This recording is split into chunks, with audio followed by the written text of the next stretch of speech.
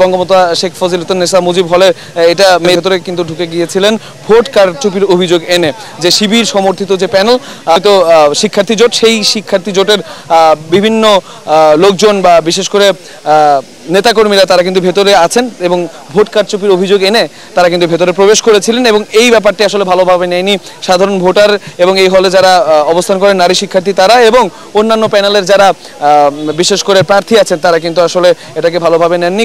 ছাত্র দলের যে সহসভাপতি জাহাঙ্গীরনগর বিশ্ববিদ্যালয় তাকে কিন্তু আটক করার ঘটনা ঘটেছে। যাই হোক, এই হলে এখন কিন্তু আসলে ভোট চলমান রয়েছে এবং স্বাভাবিকভাবেই এই ভোট চলবে বলে আশা করছেন। তবে সাধারণ শিক্ষার্থী যারা ভোট দিবেন তাদের জন্য কিন্তু আসলে একটা ঘন্টা আসলে নষ্ট হয়ে গেছে, কারণ সকাল 9টা থেকে বিকেল 5টা পর্যন্ত ভোট দেওয়ার কথা রয়েছে এখানে এবং তার পরবর্তী সময়ে কিন্তু আসলে ভোট গণনা শুরু হবে। যাই হোক, শিক্ষার্থীরা যেটা বলেছেন যে ভোটকে আসলে বানচাল করার জন্য যদি কোনো প্রচেষ্টা করা হয় সেই প্রচেষ্টা কিন্তু তারা সফল হতে দিবেন না, কারণ দীর্ঘ 33 বছর পরেই জাকসু নির্বাচন অনুষ্ঠিত হচ্ছে। সবাই চাচ্ছেন যে জাকসু নির্বাচনের মাধ্যমে জাকসুটা আসলে পুনরায় প্রাণ ফিরে পাক এবং জাহাঙ্গীরনগর বিশ্ববিদ্যালয়টা আবার পুনরায় আসলে উজ্জীবিত হয়ে উঠুক এই ধরনের ছাত্র রাজনীতির হাত ধরে।